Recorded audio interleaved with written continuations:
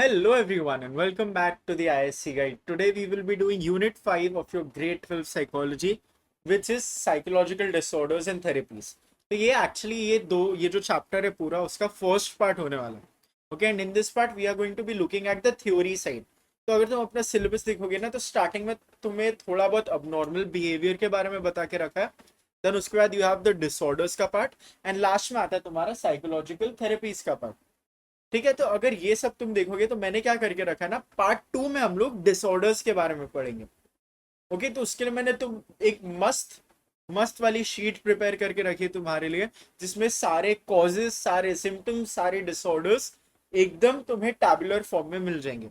Okay, उसका हम लोग और आगे जाके देखते हैं. जितने भी नोट्स तुम्हें दिख रहे हैं they are available for absolutely free. उनको एक्सेस करने के लिए मेरा व्हाट्सएप चैनल ज्वाइन करो एंड वहां पे डिस्क्रिप्शन देख लो, तुम्हें इजीली सब मिल जाएगा. And one more thing, do not forget to buy the ISC psychology handbook. This is currently live. इसमें इतने सारे फीचर्स है. This is something that you will be using throughout the year.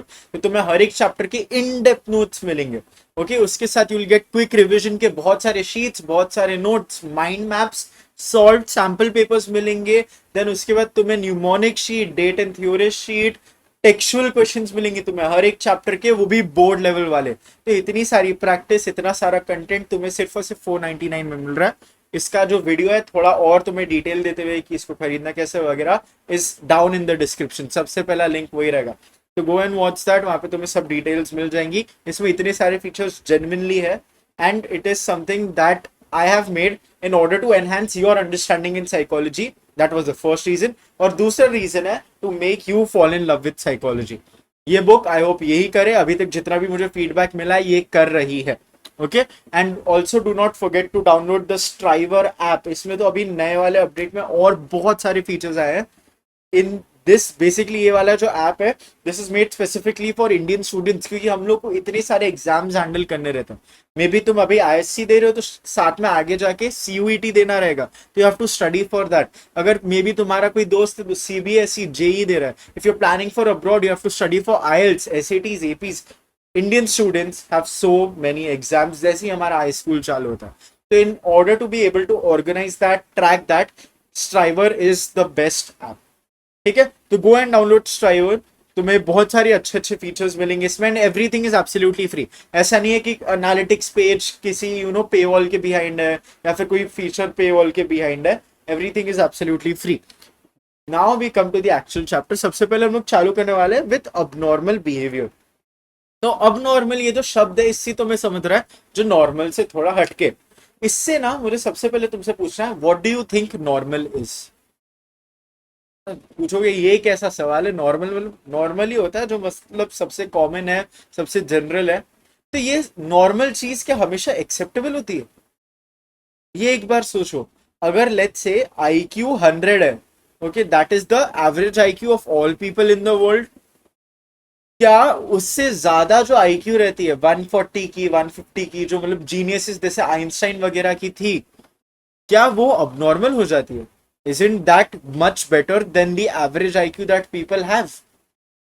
तो ये एक बार ऐसे दिमाग में थोड़ा सोचो कि नॉर्मल एक्चुअली होता क्या है. नॉर्मल इज हम लोग जनरली देखते हैं, but is that always the best thing? Not always. ठीक है, जैसे मैंने अभी तुम्हें IQ वाला एग्जांपल दिया. ओके, तो अभी ये वाली चीज ध्यान में रखते हुए हम लोग देखने वाले हैं features of abnormal behaviour.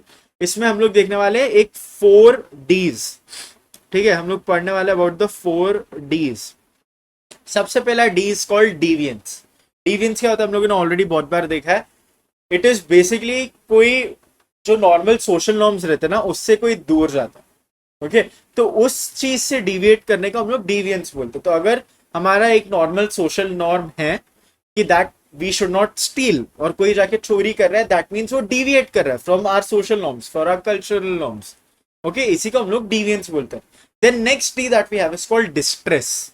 Distress क्या होता है कि अगर फॉर एग्जाम्पल तुम्हें बहुत ज्यादा पेन हो रहा है, डिस्कंफर्ट आ रहा है, फिर स्ट्रेस, टेंशन, प्रेशर है, तो इससे डिस्ट्रेस हो रहा है. तो अभी तुम सोचो कि तुम्हें लेट्स से फीवर है, ठीक है, तो तुम कितने परेशान होते रहते हो, तो दैट इज योर डिस्ट्रेस. तो यहाँ पे ना एक चीज तो मैं याद रखनी, हम लोग जब भी कोई चीज देखेंगे ना इस चैप्टर में, that has to be connected to psychological disorders.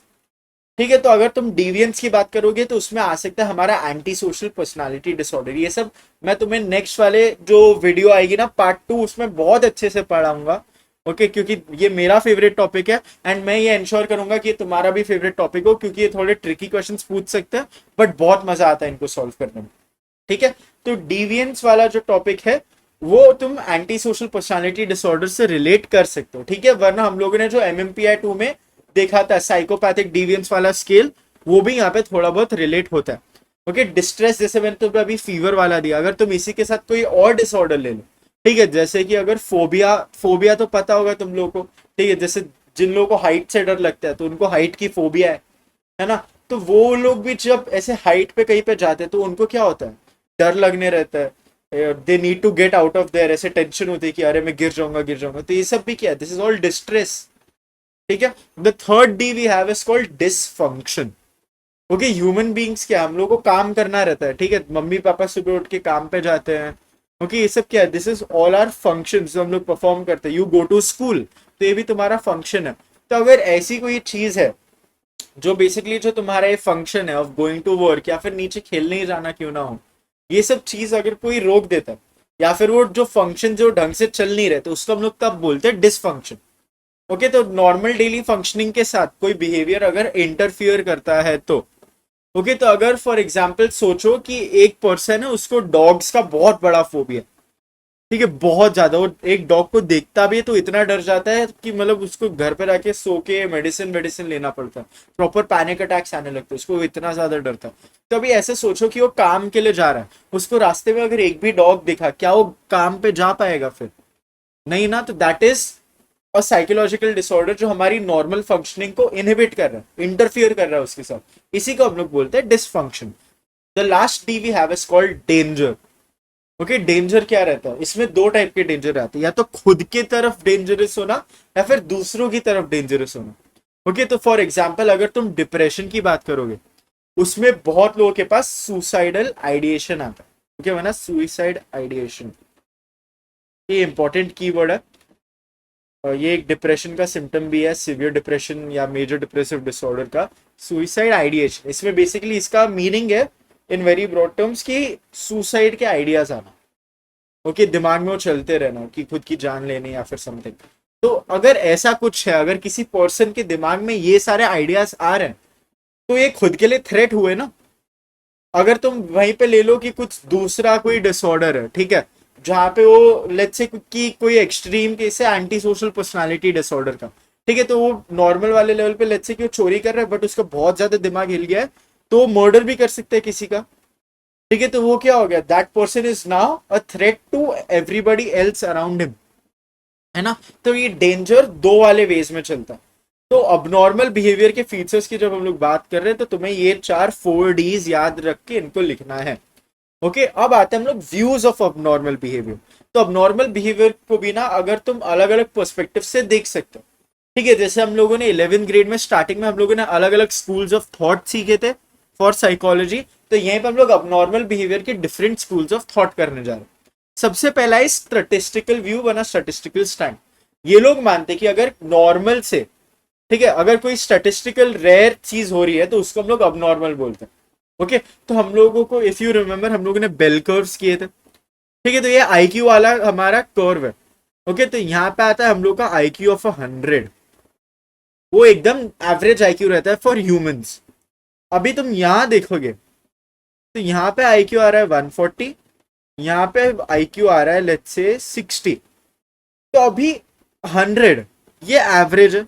Normal लोगों का अगर तुम देखोगे, नॉर्मली लोगों का 100 आईक्यू रहता है, बट देन 60 ये क्या है, दिस इज लेस प्रेफरेबल।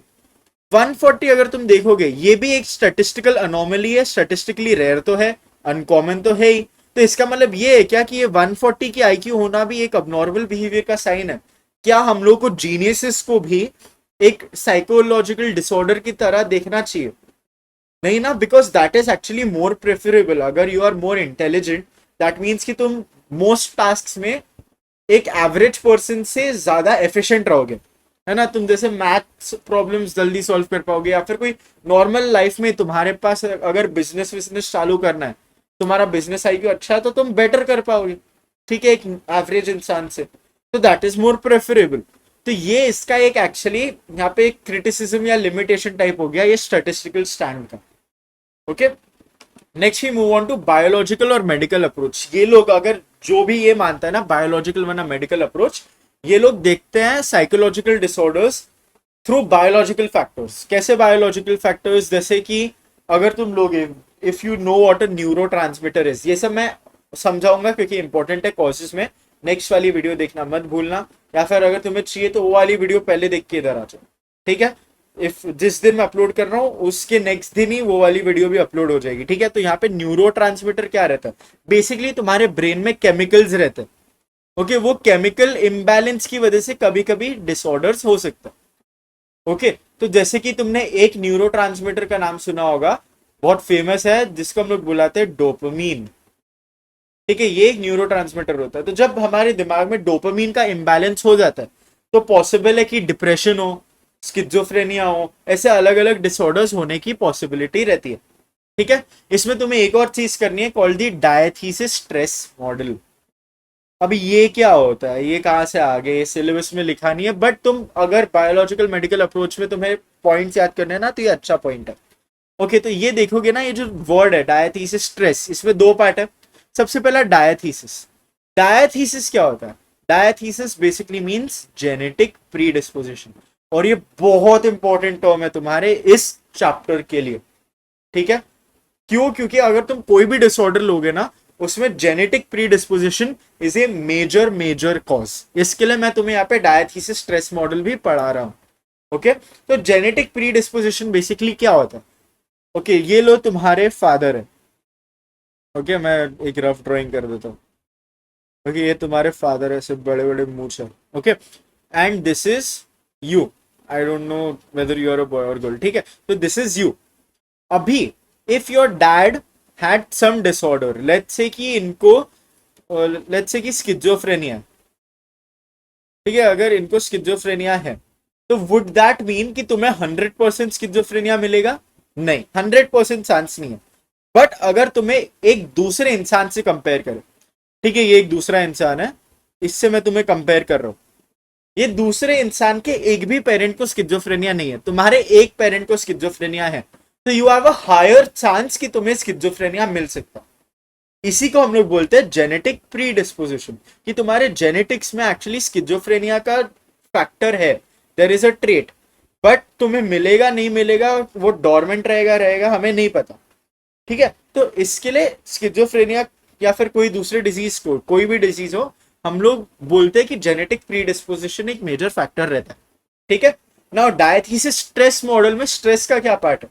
ये वाला मॉडल बेसिकली बोलता है कि ये जो जेनेटिक प्रीडिस्पोजिशन है that is triggered by stress. अगर तुम्हारी लाइफ में कभी ज्यादा स्ट्रेस आ गया तो देर इज अ चांस कि ये जो जेनेटिक प्रीडिस्पोजिशन है वो ट्रिगर हो जाए, बेसिकली उसका स्विच ऑन हो जाए, और फिर तुम्हें भी ये डिजीज आने लगेगी। ठीक है, डिजीज वरना डिसऑर्डर। तो यहाँ पे लेकिन ये एक चीज है कि बायोलॉजिकल और मेडिकल अप्रोच में ना इसका एक लिमिटेशन है कि ये साइकोलॉजिकल सोशल कल्चरल फैक्टर्स को इग्नोर कर देता। वो भी इंपॉर्टेंट रहता है। अगर तुम फॉर एग्जाम्पल लोगे कि किसी बच्चे को एंजाइटी का कुछ डिसऑर्डर है, कोई भी, ठीक है, तो एंजाइटी डिसऑर्डर्स किससे हो सकते हैं? अगर घर पे तुम्हारा, हम लोग को we have seen this in personality, है ना, बेसिक एंजाइटी हम लोगों ने देखा था, वो याद करो। ठीक है, तो जब हमारा चाइल्डहुड में एनवायरनमेंट खराब रहता है या फिर पेरेंटिंग फॉर एग्जाम्पल निग्लेक्टफुल होती है, तो उससे एंजाइटी डिसऑर्डर हो सकता है। ठीक है, but anxiety disorder can also be caused by biological factors, जैसे कि हमारा अमिगडाला रहता है तो उसमें हाइपर एक्टिविटी होती है। तो ठीक है, ये सब कॉजेज अगेन मैं बाद में समझाऊंगा नेक्स्ट वीडियो में। But basically if you remember, amygdala हम लोगों ने किया हुआ है। ठीक है, 11th grade motivation and emotion chapter याद है कि नहीं? 11th ग्रेड मत भूलो इतना इजीली। ठीक है, तो अमिगडाला क्या रहता है? Amygdala is the fear centre of the brain, fear centre. ठीक है, तो ये फियर सेंटर, जैसे एंजाइटी या फिर कोई भी दूसरा फियर से रिलेटेड डिसऑर्डर है ना, तो वो अमिगडाला से कनेक्टेड रहता ही रहता है। ठीक है, तो अगर तुम एंजाइटी वाला डिसऑर्डर कोई लोगे तो उसमें अमिगडाला में ज्यादा एक्टिविटी रहेगी। तो ये क्या हो गया? ये तो एक बायोलॉजिकल एक्सप्लेनेशन हो गया। बट इसका क्या मतलब है कि उसके घर पे भी कुछ खराबी हो सकती है, right? There is a chance कि उसका जो एनवायरमेंट है, ओके, या फिर तो उसके सोशल रिलेशनशिप्स है, वो उसको इतनी एंजाइटी दे रहे हैं।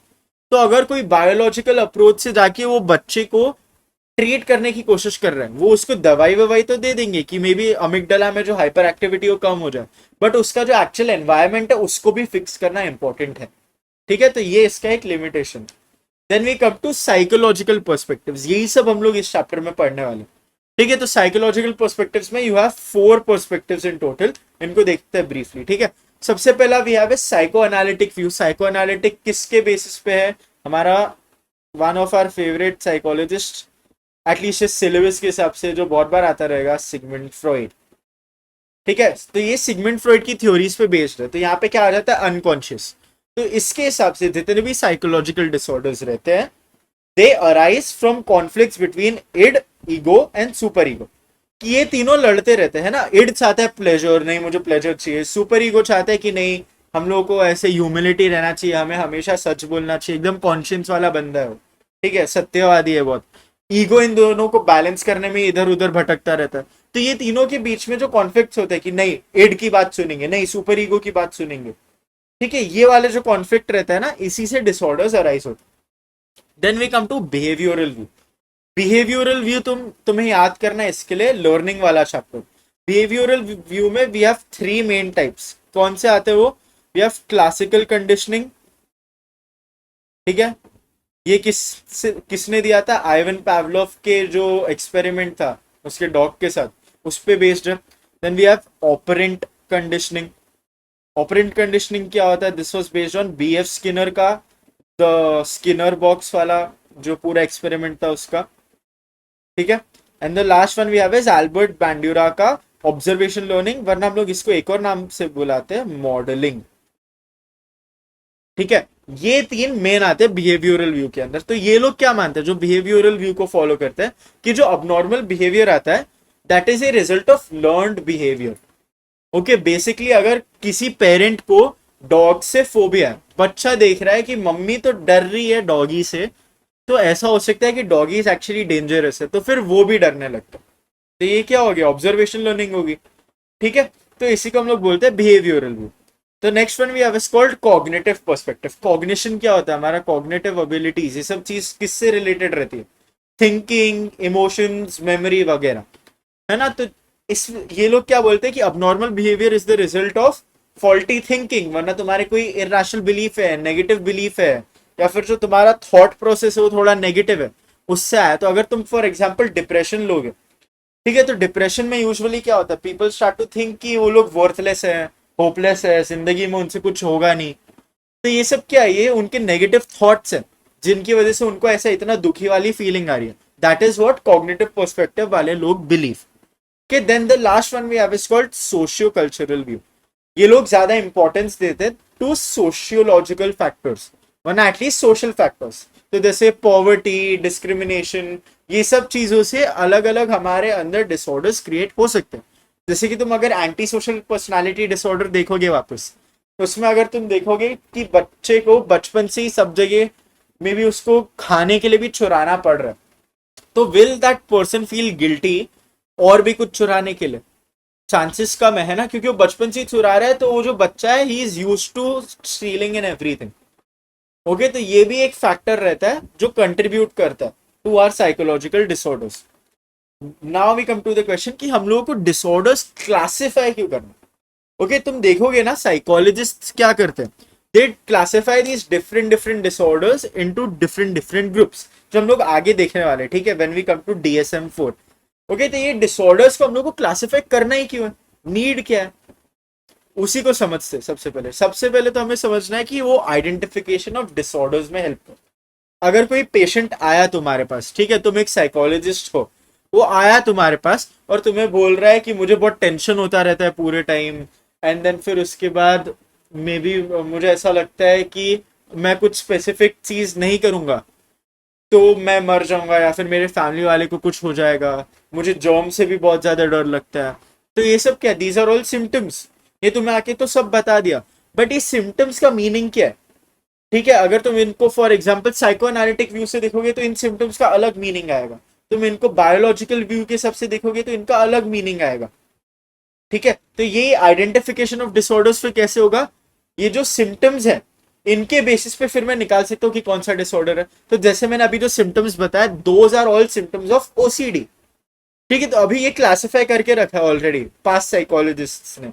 तो मैं सिर्फ ये 3 सिम्टम्स सुना और मैं बोल सकता हूँ हाँ इसको ओसीडी है, ओसीडी के हिसाब से इसको ट्रीट करते हैं। तो वहीं पे सेकंड पार्ट आ जाता है ट्रीटमेंट ऑफ डिसऑर्डर्स। ठीक है, जब मुझे पता ही नहीं है कि कौन सा टाइप का डिसऑर्डर है, तो फिर मैं उसको कोई टाइप का ट्रीटमेंट कैसे दूंगा? इसके लिए हम लोग को डिसऑर्डर पहले आइडेंटिफाई करना पड़ेगा एंड देन उसको हम लोग ट्रीट कर सकते हैं कि मे बी इसको ना ये वाली थेरेपी देनी चाहिए, वरना इसको ये वाली दवाई देनी चाहिए। कि then helps in communication. India में हम लोग जॉन्डिस को पीलिया बोलते हैं, एटलीस्ट इन सम पार्ट्स, दूसरे पार्ट्स में कुछ और भी बोल सकते हैं। ठीक है, तो जॉन्डिस को इंडिया में बहुत जगह पीलिया बोला जाता है। But if you go to US, UK, वहां पे बोलोगे कि मुझे पीलिया हो गया, विल दे अंडरस्टैंड? वो लोग नहीं समझेंगे। बट अगर तुम बोलोगे कि जॉन्डिस है, उनको इमीडिएटली समझेगा। Even if you go to a place like China, वहां पे मैंडरिन जो मेन लैंग्वेज है, उनको भी जाके तुम बोलोगे कि जॉन्डिस हुआ है मुझे, वो स्टिल समझेंगे। ओके, तुम एक बार पीलिया बोलोगे तो नहीं समझेंगे। ओके, तो ये क्या क्रिएट करता है? अगर मैं सारे डिसऑर्डर्स को क्लासिफाई करूं तो मैं उनको नाम दूंगा। ठीक है, जैसे कि ओसीडी हुआ, एंजाइटी डिसऑर्डर हुआ, स्किज़ोफ्रेनिया हुआ। तो ये सब क्या है? These are all different names that are given to the disorders. तो अगर तुम दूसरे कंट्री या फिर दूसरे रीजन में ही कोई डॉक्टर के पास जाओगे, तो उसको समझेगा कि जो पास्ट डॉक्टर है उसने क्या किया। इवन मेडिसिन तुम देखोगे, अगर सब जगह अलग अलग नाम रहते मेडिसिन के, तो फिर क्या दूसरे डॉक्टर्स को पता चलता है कि ये जो दूसरा डॉक्टर था in your home country, let's say तुम इंडिया में कोई दूसरी मेडिसिन लेते थे, यूएस यूके गए, वहां पे तुम प्रिस्क्रिप्शन पढ़ा रहे हो, उसको समझ भी नहीं आ रहा है कौन सी दवाई है, तो उसको क्या समझेगा कि पास वाला डॉक्टर क्या कर रहा था। ओके, देन आता है हेल्प्स इन रिसर्च। तो अगर फॉर एग्जाम्पल मुझे पता है कि स्किज़ोफ्रेनिया के क्या सिम्टम्स रहता है, ओके, तो अभी मैं इसी के बेसिस पे अलग अलग ट्रीटमेंट्स निकाल सकता हूँ, है ना। लेट्स से कि अगर कोई और डिसऑर्डर के लिए एक स्पेसिफिक दवाई काम की है, ओके, तो इसके हिसाब से फिर मैं और निकाल सकता हूँ कि मे बी स्किज़ोफ्रेनिया पे भी ये वाली दवाई काम करे, क्योंकि ये दोनों में सिम्टम्स ये वाला कॉमन है। ठीक है, तो फॉर एग्जाम्पल तुम ले लो कि हम लोग लेते नॉर्मल जनरल एंजाइटी डिसऑर्डर, उसमें एंजाइटी होती है। देन वी सी फोबिया, उसमें भी एंजाइटी होती है। तो जिस मेडिसिन से मैं जीएडी, जनरल एंजाइटी डिसऑर्डर को ट्रीट करने की कोशिश कर रहा हूँ, ऐसा पॉसिबल है कि वो फोबिया के लिए भी काम करे। तो इसको फिर मैं आगे जाके और एक्सपेरिमेंट कर सकता हूँ, इसको रिसर्च कर सकता हूँ। ठीक है, तो यहाँ पे भी क्या मैंने क्या किया है, यहाँ पे क्लासिफिकेशन क्यों इंपॉर्टेंट थी इधर, क्योंकि मैंने क्लासिफाई करके रखा है कि phobias and GAD both are types of anxiety disorders. तो मैं इन दोनों के बीच का कनेक्शन निकाल पा रहा हूँ एंड देन उसको टेस्ट करने की कोशिश कर रहा हूँ। okay, then the last one we have is helps in prediction. Okay, तो अगर तुम कोई बीमारी लो, फॉर एग्जाम्पल पैरालिसिस लोगे, ठीक है, तो there is a kind of paralysis जो तुम्हारे पैर पे जाएगा, पहले पैर से देन तुम्हारे जो पेट वेट टॉर्सो वाला रीजन उस पर आता है, एंड देन इवेंचुअली तुम्हारा सर्वर पैरालाइज होता है। ओके, तो ये क्या है? दिस इज असेंडिंग पैरालिसिस, की नीचे से ऊपर आ रहा है। There is also type of paralysis जो ऊपर से नीचे जाता है, दैट इज डिसेंडिंग पैरालिसिस। तो यहाँ पे सिंस मुझे पता है कि ये डिसऑर्डर्स के सिम्टम्स क्या है, ये सब मैंने ऑलरेडी क्लासिफिकेशन के थ्रू मुझे पता है, तो मैं आगे देख सकता हूँ कि अच्छा इसको ये नेक्स्ट सिम्टम्स आने वाले हैं, तो इसके हिसाब से मैं इसको पहले से ही दवाई दे देता हूँ। ठीक है, तो ये हेल्प्स इन प्रिडिक्शन की आगे ये नेक्स्ट स्टेज क्या होने वाला है, या फिर इसकी सिवियरिटी कितनी है। अगर ये साइकोलॉजिकल डिसऑर्डर अनट्रीटेड रहा तो फिर इसका आउटकम क्या आएगा। ठीक है, ये सब चीजें भी हम लोग फिर प्रेडिक्ट कर सकते हैं। Now we come to DSM-4, या फिर full form is diagnostic and statistical manual of mental disorders. ये बनाया था अमेरिकन साइकाइट्रिक एसोसिएशन। इंपॉर्टेंट है, बहुत लोग साइकोलॉजिकल लिख देते हैं, साइकोलॉजिकल नहीं है ये, दिस इज साइकाइट्रिक। ठीक है, अमेरिकन साइकाइट्रिक एसोसिएशन ने बनाया था इन 1994। अभी जो हम लोग को सिलेबस में देके रखा है that is DSM-4, but the current version that psychologist use is DSM-5। ठीक है, तो अपडेट हुआ था ये recently, I think in 2010 2012, I am not sure, उस टाइम कभी तो हुआ था अपडेट। ओके, तो इसमें तुम्हें ना एक मल्टी एक्सियल सिस्टम देके रखा है। बेसिकली ये एक्सिस क्या है, what are all these 5 axis है इसमें, ठीक है, टोटल DSM में। तो ये DSM-4 में तुम्हें 5 एक्सिस है, ये 5 एक्सिस डिवाइड करते हैं हर एक टाइप के डिसऑर्डर को। ओके, वही हम लोग देखते हैं। तो एक्सिस 1 क्या होता है, this has all clinical disorders, या फिर जो मेजर क्लिनिकल डिसऑर्डर्स है वो। ओके जैसे तुम ले लो एंजाइटी डिसऑर्डर, कोई भी टाइप का मूड डिसऑर्डर, जैसे depression, bipolar disorder, then schizophrenia, ये सब आता है एक्सेस 1, जिसका नाम है क्लिनिकल डिसऑर्डर्स। सेकेंड वाले एक्सेस में सिर्फ दो टाइप के डिसऑर्डर्स आते हैं, which are personality disorders and intellectual disability, सिर्फ इतने ही आते हैं उनमें, ठीक है।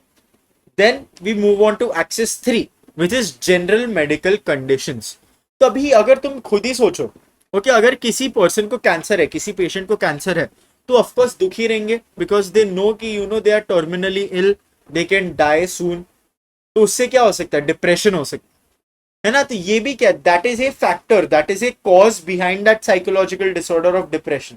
तो ये भी स्टडी करना इंपॉर्टेंट है, ठीक है। तो एक्सेस 3 में we look at general medical conditions. And axis 4 हम लोग देखते हैं वो जो पर्सन है जिसको साइकोलॉजिकल डिसऑर्डर है, उसका एनवायरमेंट कैसा, ठीक है, उसके जो सोशल रिलेशनशिप्स है वो कैसा। And the last axis we have is called global assessment of functioning, वरना हम लोग इसको एक और नाम से बुलाते हैं GAF। ये क्या होता है, ये बेसिकली एक 0 to 100 के बीच का स्केल रहता है। तो जो साइकोलॉजिस्ट रहता है ना, वो तुम्हें इस स्केल के हिसाब से रेटिंग देता है कि तुम किधर फॉल करते हो। ओके तो if you have no symptoms at all, तुम्हें कोई साइकोलॉजिकल डिसऑर्डर है ही नहीं, तो you get a score of 100। अगर तुम दूसरे लोगों के लिए डेंजरस हो, कि मतलब यू नो एक्चुअली किसी का कुछ हार्म कर सकते हो किसी को, then you get a rating of 1। अगर तुम्हें 0 दिया है, दैट मीन्स कि ज्यादा इन्फो नहीं था, तो इसके लिए तुम्हें प्रॉपरली क्लासिफाई नहीं कर पाए। तो ये एकदम properly being dangerous to being normal, जो ये बीच का जो गैप है ना इनका, इसके बीच में सारे डिसऑर्डर्स आते हैं, ठीक है, ये गैप के बीच में। तो दिस इज कॉल्ड GAF। इसका एक इंपॉर्टेंट चीज तुम्हें याद रखना है, लेकिन GF में क्या हो जाता है ना, people are reduce to numbers. ये इसका एक रिस्क है। क्या रिस्क है इसका, people may be reduced to numbers, people reduced to numbers. तो अभी ये क्या हो जाएगा, फॉर एग्जाम्पल अगर कोई पर्सन है, कोई पेशेंट है, उसको मैंने दे दिया, जो साइकोलॉजिस्ट है उसने उसको एक रेटिंग दे दिया ऑफ 27, तो उसको क्या देखेंगे कि ये इसको कोई प्रॉपर साइकोलॉजिकल डिसऑर्डर है, थोड़ा बहुत मतलब डेंजरस है भी, ऐसा करके वो लोग सोचेंगे। वो लोग ये नहीं देखेंगे कि वो एक एक्चुअली इंसान है, उसके भी फीलिंग्स होते हैं, इमोशंस होते हैं। तो ये वाला इसका एक नेगेटिव एस्पेक्ट है ऑफ यूजिंग GAF। अच्छा अभी देखो, ये जो एंजाइटी डिसऑर्डर्स वगैरह है ना, तुम्हें ये सब है सिलेबस में, बट मैं अभी ये वाले वीडियो में इनको नहीं पढ़ा रहा हूँ, इनको मैंने बहुत अच्छे से एक्सप्लेन किया इन पार्ट 2, ठीक है। तो यहाँ पे लेकिन स्टिल मुझे तुम्हें डेफिनेशन टाइप देने थे, मतलब एक एक लाइन के एक्सप्लेनेशन टाइप देने थे तुम्हें फॉर ईच एंड एवरीथिंग। तो मैंने इनको नोट्स में इंक्लूड किया है, तो you will get this notes में इंक्लूडेड। बट प्रॉपर तुम्हें मेन जो पूछने वाले हैं ना, that will be causes of the disorders, symptoms of the disorders, and उनको ट्रीट कैसे करना। एक वाले डिसऑर्डर में मुझे तुम्हें थोड़ा थ्योरी पढ़ाने की जरूरत है, विच इज स्किज़ोफ्रेनिया। ये तुम्हारे सिलेबस में बहुत इंपॉर्टेंट है, ठीक है। तो यहाँ पे भी मैं ये वाला पार्ट में नहीं जाऊंगा। बेसिकली स्किज़ोफ्रेनिया क्या होता है, तुम्हें समझना क्या है। स्किज़ोफ्रेनिया एक ऐसा साइकोलॉजिकल डिसऑर्डर है जहां पे you become distant with reality. जो एक्चुअल चीजें चल रही है ना, जो तुम्हारा माइंड रहता है, उससे अलग अलग चीजें भी वो तुम्हें दिखाता है, ठीक है। तो इन्हीं को बोलते हैं फॉर एग्जाम्पल हेलुसिनेशन। ये थोड़ा कॉमन वर्ड है तो शायद तुम्हें पता हो। बेसिकली तुम सोचो कि तुम्हें ऐसी कोई चीज दिख रही है जो वहां पे एग्जिस्ट नहीं करती है, okay, there is no actual practical real life evidence कि ऐसा कुछ हुआ, बट तुमने देखा, ओके। तो यहाँ पे क्या हो रहा है, तुम्हारा दिमाग तुम्हें धोखा दे रहा है, you are losing touch with what is actually real. तो यही स्किज़ोफ्रेनिया में आता है, ओके। यहाँ पे जो इंपॉर्टेंट चीज we are going to see are the positive and negative symptoms of schizophrenia, ठीक है।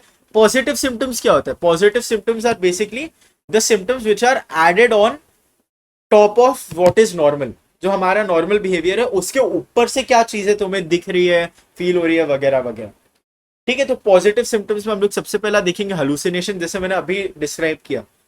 ये बेसिकली कोई एक्सटर्नल स्टिमुलस नहीं है, बट स्टिल तुम्हें परसीव हो रहा है। जैसे कि फॉर एग्जाम्पल ऐसा कभी कभी होता है ना कि तुम अपने रूम में बैठे हो एंड तुम्हें आवाज आई कि मम्मी ने बुलाया या पापा ने बुलाया, तुम बाहर जाके पूछते तो वो बोलते नहीं बुलाया। ऐसा होता है बहुत लोगों को, ठीक है। तो वो क्या, that is A auditory hallucination. इसका मतलब ये नहीं है कि तुम्हें मतलब कोई साइकोलॉजिकल डिसऑर्डर है। अगर बहुत ज्यादा फ्रीक्वेंट होता है, बहुत ज्यादा फ्रीक्वेंट होता है, देन मे बी कुछ चांस है, एक दो बार, वरना ऐसे कभी कभी कुछ गलत वलत सुन लेते हैं हम लोग, ठीक है। तो वो एक टाइप का ऑडिटरी हेलुसिनेशन हो गया। थोड़े लोगों को मैंने देखा है, उनको बार बार ऐसा लगता है कि मतलब उनका फोन वाइब्रेट हुआ बट उनको कुछ नोटिफिकेशन आया ही नहीं है, तो वो क्या हो गया, that is a tactile hallucination, है ना, तो एक फील का हेलुसिनेशन है उनको। Then the next thing we have is called delusions. Delusion is जो तुम लोग अभी हम लोग क्या बोलते हैं, डेलुलू इज द सलुलू, वो वाला डेलुलू का पार्ट है delusion. Delusion are basically false beliefs. और ये फॉल्स बिलीफ जो पर्सन रहता है ना, जो स्किजोफ्रेनिक पेशेंट रहता है, वो बहुत डीपली मानता है कि ऐसा ही है, ऐसा ही है, ऐसा ही है। तो तुम फॉर एग्जाम्पल लो कि एक आंटी है जिसको स्किजोफ्रेनिया है, तो वो डेल्यूजन है उनको कि सलमान खान उनका पति है। तो ऐसे बार बार कुछ भी अपना फोन लेके रैंडम नंबर्स को कॉल करती है और बोलती है कि आप सलमान खान हो ना, आप मेरे पति हो, क्या है, इनने मुझे यहाँ पे क्यों पकड़ के रखा है, आप मुझे इधर लेके जाओ, ऐसा कैसे कर सकते हैं, आपकी वाइफ के साथ इधर पकड़ के रखा है। तो ये सब क्या है, दैट इज ए डेल्यूजन। वो इतना डीपली मानती है दैट पर्सन की she is the wife of Salman Khan. Okay, even though evidence present किया जाए कि Salman Khan is not married, Salman Khan को सामने लाके खड़ा कर दोगे और वो बोलेगा कि तुम मेरी बीवी नहीं हो, तब भी वो नहीं मानने वाले। वो सोचेंगे कि अरे ये तो मस्ती कर रहा है मेरे साथ, ऐसा कुछ सोचने लगेंगे। ठीक है। Then we have disorganized speech. Basically इसमें क्या हो जाता है ना, तुम समझो as if pillow, remote, bedsheet, table, chair, fan, students subscribe to the ISC guide, ऐसा कुछ। तो अभी बेसिकली यहाँ पे क्या हो रहा है, ओके, लाइक शेमलेस लगता है बट सुनो, बेसिकली देखो यहाँ पे क्या हो रहा है, डिसऑर्गेनाइज स्पीच में वो कुछ भी रैंडमली बड़बड़ कर रहा है। जो मैं बोल रहा था पिलो ये वो ऐसे कुछ भी मैं बोल रहा हूँ, तुम्हें कुछ समझ रहा है, नहीं समझेगा, उसके कुछ सेंस ही नहीं बन रहा है, क्योंकि उनके दिमाग में मे बी सेंस बन रहा होगा बट जो लोग चीजें बोल रहे they have no sense. At least जो मैं चीजें बोल रहा था, चेयर, टेबल, फैन वगैरह, दीज मेक सेंस कि you know this is present in a room, ऐसे करके तुम अज्यूम कर सकते हो। बट उनका एक्चुअली कुछ भी वर्ड्स बोलेंगे वो लोग, ठीक है, मतलब हैवक, डिप्रेशन, कुछ भी वर्ड्स उठा के बोलेंगे बेसिकली, इफ यू अंडरस्टैंड। इसी को हम लोग बोलते हैं एक इंपॉर्टेंट टर्म, वर्ड सैलेड। ठीक है, बेसिक हम लोग क्या बोलते हैं, क्या ऐसे कुछ भी बोल रहा है तो यू नो कुचुम्बर पकाना, ये सब कुछ कुछ I have heard some student से दिस, तो मैं तुम्हें भी बता दे रहा हूँ ऐसे हिंदी में प्रोसेस करने के लिए, वर्ड सैलेड। ठीक है, that is the main key word, word salad वरना वर्बल सैलेड। तो ये डिसऑर्गेनाइज स्पीच में आता है। Then we have disorganize behaviour. जैसे स्पीच में इनका रैंडम था, इनका बिहेवियर भी रैंडम हो जाता है, अनप्रेडिक्टेबल हो जाता है। तो अगर फॉर एग्जाम्पल कोई रोने वाला ओकेशन है तो ये लोग हंसने लगेंगे, रैंडमली कहीं पे भी बैठे रहेंगे, इतना जोर जोर से हंसेंगे या फिर इतना जोर जोर से रोएंगे, हमें पता ही नहीं है क्या चल रहा है। ओके, एकदम रैंडम कुछ भी बिहेवियर रहेगा इनका। ठीक है। Then last thing we have is called neologism. Neologism क्या रहता है, बेसिकली ये लोग, जैसे मैंने ऑलरेडी तुम्हें वर्ड सैलेड समझाया, कुछ रैंडम चीजें वो लोग कर रहे हैं। नियोलॉजिज्म में दे इन्वेंट वर्ड्स। ओके, जैसे कि मैं बोल रहा हूँ द नाइट वॉज ब्लर्क्सी, ऐसा करके कुछ बोला मैंने, फॉर देम द वर्ड, अभी मैं क्या बोला, वर्ड ब्लर्क्सी। ओके, ये एक्चुअल कोई इंग्लिश वर्ड है नहीं। ओके, मैंने सिर्फ ऐसे ही कुछ भी बोल दिया, but in my mind it make sense कि मैं क्या कन्वे करना चाह रहा हूँ, बट ये कुछ इंग्लिश लैंग्वेज में एग्जिस्ट नहीं करता, तो तुम नहीं समझोगे। तो this is the usage of invented words in speech, इसी को हम लोग बोलते हैं नियोलॉजिज्म। अब आते हैं नेगेटिव सिम्टम्स में। नेगेटिव क्या होता है, सब्ट्रैक्शन होता है। तो ये जो नॉर्मल बिहेवियर है उससे ये चीजें कटती जाती है। ओके, तो the first one we have is affective flattening. This is the loss of emotional expression. उनके फेस पे तुम्हें ज्यादा एक्सप्रेशन नहीं दिखेंगे, उनकी आवाज में ज्यादा एक्सप्रेशन नहीं मिलेगा। Then we have alogia. ये जो तुम देख रहे हो ना, ये प्रॉपर कीवर्ड्स है, ठीक है, ये तो इजी टू रिमेंबर है, तब भी थोड़े बहुत, बट नियोलॉजिज्म, अलोजिया, एवोल्यूशन, इनमें कंफ्यूज मत होना। सब ए से चालू हो रहे इधर, इनमें प्लीज कंफ्यूज मत होना, ये तुम्हें अनफॉर्चुनेटली याद करना ही पड़ेगा और कुछ ऑप्शन नहीं है तुम्हारे पास। ठीक है, क्योंकि ये this is a very heavily tested topic. 2 mark का तुम एक्सपेक्ट कर सकते हो, एटलीस्ट एक प्रीलिम में तुम्हारे आएगा ही है। ठीक है। Alogia is the reduced amount of speaking. जो उनका वर्बल आउटपुट रहता है ना, बेसिकली वो लोग ज्यादा बात नहीं करते, उसको अलोजिया बोलते हैं। देन आता है एवोल्यूशन। यहाँ पे there is lack of motivation to begin activities. तो इनको अगर फॉर एग्जांपल कोई स्किज़ोफ्रेनिक है तो स्कूल जाने का मन नहीं है, या फिर इवन इफ उनको for example cricket, squash, tennis, basketball ये सब कुछ खेलने का भी मन रहता है, तो भी वो लाइक एटलीस्ट पहले था, तो अभी भी इनका कुछ मोटिवेशन नहीं है जाके खेलने का। Okay, they are very unmotivated. Then आता है anhedonia, this is the inability to feel pleasure. तो जैसे कि वो जो पर्सन है स्किज़ोफ्रेनिक, इनको पहले मजा आता था लेट्स से म्यूजिक म्यूजिक सुनने में, डांस करने में, ये सब चीजों में मजा आता था। बट अब वो वाले एक्टिविटी से जो प्लेजर डिराइव होती थी ना, वो भी हट जाती है, उसको बोलते हैं हम लोग anhedonia. The last one is called asociality. Basically ये लोग सोशल कॉन्टैक्ट, सोशल रिलेशनशिप से भी डिसइंटरेस्टेड हो जाते हैं। उनको फर्क नहीं पड़ता सोसाइटी में उनको एक पार्ट रहना है कि नहीं, सोशल रिलेशनशिप्स मेंटेन करना है, ये सब उनको कुछ फर्क नहीं पड़ता ज्यादा। Now we come to the therapies part. ठीक है, सबसे पहले तो देखते हैं डेफिनेशन ऑफ साइकोथेरेपी। तुम्हें साइकोथेरेपी ही देके रखा है तुम्हारे सिलेबस में मेन। तो व्हेन यू आर आस्क्ड कोई भी डिसऑर्डर का therapy, you do not and can not right any kind of biological therapies कि इसको ये वाली दवाई दे सकते, ये सब कुछ नहीं। तुम्हें प्रॉपर जितने तुम्हें थेरेपी सिलेबस में देके रखे हैं उनमें से ही कोई थेरेपी सजेस्ट करनी है, और कोई ऑप्शन नहीं है तुम्हारे पास। ठीक है, मैं पहले ही क्लियर बता देता हूँ, देर इज नो मेडिसिन, तुम कोई इंजेक्शन एडमिनिस्टर नहीं करने वाले। ठीक है, हम लोग यहाँ पे स्ट्रिक्टली साइकोथेरेपीज की बात करने वाले हैं, विच आर साइकोलॉजिकल थेरेपीज। इसमें क्या रहता है, एक ट्रेन थेरेपिस्ट रहता है जो सारे प्रॉब्लम से डील करने में हेल्प करता है। Now there may be different approaches to this, वही हम लोग अभी देखने जा रहे हैं। The first one we have is called psychodynamic therapies. This is based on the theories of Sigmund Freud. ठीक है, तो इसमें तुम्हें अलग अलग पॉइंट्स देके रखे हैं, तुम्हें सारे पॉइंट्स याद करने हैं एंड इनको अच्छे से समझना है। ओके, फर्स्ट आता है फ्री एसोसिएशन। हम लोगों ने ऑलरेडी पर्सनालिटी चैप्टर में देखा था एंड रॉर्शा, किंगब्लॉट, टीएटी वगैरह, उसमें भी एक फ्री एसोसिएशन स्टेज था इफ यू रिमेंबर एडमिनिस्ट्रेशन में। ठीक है, तो वो लोग क्या कर रहे थे, बेसिकली एक इंप्लॉट को देख रहे थे एंड जो भी उनके दिमाग में आ रहा है सब बोल रहे थे। बेसिकली अगेन रिवाइजिंग एक और बार क्योंकि इंपॉर्टेंट है, फ्रॉइड की थ्योरीज बिलीव्ड कि जो हमारा अनकॉन्शियस है that had all are painful memories वगैरह। ठीक है, एंड जो भी हमारे साइकोलॉजिकल डिसऑर्डर्स है वो भी अनकॉन्शियस कॉन्फ्लिक्ट्स की वजह से आ रहे हैं। We saw this in the start कि अबनॉर्मल बिहेवियर कैसे होता है इन साइको एनालिटिक व्यू। ठीक है, तो अभी तुम वही चीजों को दिमाग में रखो, ओके, कि अनकॉन्शियस की कॉन्फ्लिक्ट की वजह से डिसऑर्डर आ रहा है एंड जो अनकॉन्शियस है वो हमारे बिहेवियर को इनडायरेक्टली एटलीस्ट थोड़ा बहुत इफेक्ट करता है या फिर इन्फ्लुएंस करता है। अभी ये दोनों चीज तुम अगर मिलाओगे तो बेसिकली यहाँ पे क्या हो रहा है, फ्री एसोसिएशन में जो क्लाइंट है उसको हम लोग बोल रहे हैं कि कुछ भी बोलो, जो भी मन में आ रहा है बोलो, कुछ भी रोको मत दिमाग में। क्यों? क्योंकि जो हमारा अनकॉन्शियस है वो हमारी स्पीच को, जो भी हम लोग शब्द बोल रहे हैं, जो स्टोरी सुना रहे, जो तुम्हें याद आ रहा है, that is all influenced by your unconscious. Okay, तो ये अनकॉन्शियस क्या बोलना चाह रहा है, क्या याद दिलाना चाह रहा है, यही चीज हम लोग देखते हैं फ्री एसोसिएशन में। देन आता है ड्रीम एनालिसिस। जो हमारे सपने रहते हैं according to this therapy they carry a lot of meaning. क्यों? क्योंकि क्या होता है, सपने अकॉर्डिंग टू दिस, सपने जो रहते हैं, dreams are created in the unconscious. ठीक है, तो ये क्या रहता है, these are messages from the unconscious जो दिए जा रहे टू आवर कॉन्शियस माइंड, ऐसा बिलीफ रहता है। इसके लिए जो ड्रीम्स आते हैं उनको एनालाइज करते हैं। तो ड्रीम्स में दो टाइप के कंटेंट एनालाइज करता है जो थेरेपिस्ट रहता है। First is called manifest content, this is the actual story of the dream. तो अगर तुम सोचो यू हैव अ ड्रीम कि तुम किडनैप हो रहे हो, ठीक है, that is the dream you saw. अभी वो क्या हो गया, मैनिफेस्ट कंटेंट हो गया। नाउ लेटेंट कंटेंट क्या होता है, this is the hidden unconscious meaning.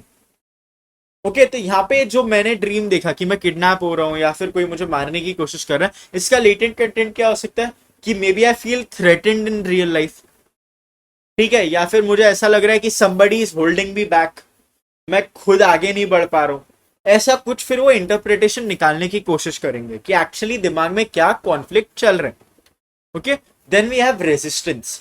जब बेसिकली अगर कोई थेरेपिस्ट है वो क्या करता है, जो तुम्हारे अनकॉन्शियस कॉन्फ्लिक्ट्स है उनको बाहर कॉन्शियसनेस में लाने की कोशिश कर रहा हो, ताकि फिर उसको हम लोग बैठ के ढंग से डील कर सके। वरना अगर तुम फॉर एग्जाम्पल डिफेंस मैकेनिज्म्स देखोगे, ठीक है, तो डिफेंस मैकेनिज्म्स के हिसाब से there is one called repression. हम लोगों ने स्ट्रेस चैप्टर में देखा कि जो पेनफुल मेमोरी उसको तुम रिप्रेस कर देते हो, तुम उसको अनकॉन्शियस माइंड में छुपा देते हो।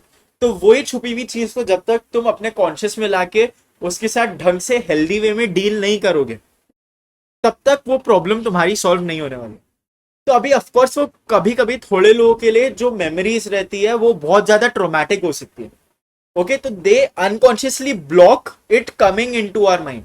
ओके तो तुम फॉर एग्जाम्पल समझो कोई फादर प्रॉब्लम्स की वजह से थेरेपिस्ट के पास आया है, ठीक है, तो द थेरेपिस्ट इज ट्राइंग कि जो भी उसके साथ बचपन में उसके फादर ने मे बी किया तो वो कॉन्शियसली लेके आए ताकि हम लोग उसको ढंग से डिस्कस कर पाए। Now the mind starts to know कि हम लोग properly we are getting close to the point कि मे बी मुझे स्टोरी बतानी पड़ेगी। तो फिर क्या जो माइंड रहता है वो खुद ही फिर वो शायद थेरेपिस्ट का जो काउंसलिंग सेशंस रहता है कैंसिल करने लगे कि अरे मैं एक्चुअली आज बिजी हूँ, मेरी तबीयत खराब है, मैं आता नहीं हूँ, ये सब बहाने आने लगते फिर। ठीक है, या फिर अगर तुम थेरेपी में ही बैठे हो, अगर तुम्हें उसके बारे में बात नहीं करनी तो you are changing the topic. ठीक है, तो इसको हम लोग बोलते हैं रेजिस्टेंस, एंड ये एक्चुअली एक अच्छा साइन रहता है। बेसिकली ये जो थेरेपिस्ट उसको सिग्नल करता है कि यू आर गेटिंग क्लोज, इसके लिए माइंड ब्लॉक कर रहा है, इतना पेनफुल मेमोरी है कि वो आगे आने नहीं दे रहा है, that means you are getting close. ये वाली जो मेमोरी ब्लॉक हो रही है तुम्हें इसको लेके आना ही होगा इन कॉन्शियस में। ठीक है, then we have a very interesting topic called transference and counter transference. इसमें क्या रहता है ना, बेसिकली जब तुम सेशंस में जा रहे हो with the therapist, let's say कि you are going to sessions and जो साइकोलॉजिस्ट है वो इज सम एल्डरली लेडी, तो वो एल्डरली लेडी जो भी तुम्हें बेसिकली क्या फिर तुम्हें अच्छी अच्छी एडवाइस देगी, शील make you feel good about your self. तो ये सब क्या होगा, ये सब चीजें फिर एक इमोशनल बॉन्ड क्रिएट करने लगते हैं and you may be start to feel कि she is like your mom.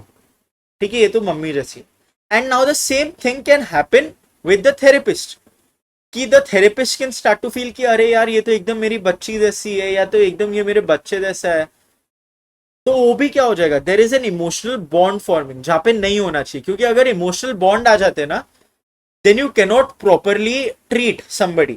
इसके लिए डॉक्टर्स अपने क्लोज रिलेटिव्स को कभी भी ऑपरेट नहीं कर सकते, कभी भी they can't administer the medicine वगैरह। ठीक है, तो ये वाली चीज तुम्हें याद रखनी। तो जब पेशेंट को इमोशनल बॉन्ड बन जाता है, वरना कोई फीलिंग्स आ जाती है टूवर्ड्स द थेरेपिस्ट, वो रहता है ट्रांसफेरेंस। जब उल्टा होता है इसका, vice versa, when the therapist has some emotional bond और feelings for the patient, that is called counter transference. Now this can be negative feelings too, may be जो पेशेंट है उसको कुछ तो बचपन में मदर के साथ प्रॉब्लम्स थे, नाउ जो थेरेपिस्ट है वो उसको अपनी मम्मी की याद दिला रहा है, तो थेरेपिस्ट भी बार बार गुस्सा हो जा रहा है। ठीक है, वो थेरेपिस्ट को हेट करने लगता है, क्योंकि वो क्या हो रहा है, बेसिकली उसको एक रिमाइंडर जैसे एक्ट कर रहा है ऑफ हिज मॉम या फिर of her mom. Okay, now we move on to client centred therapy.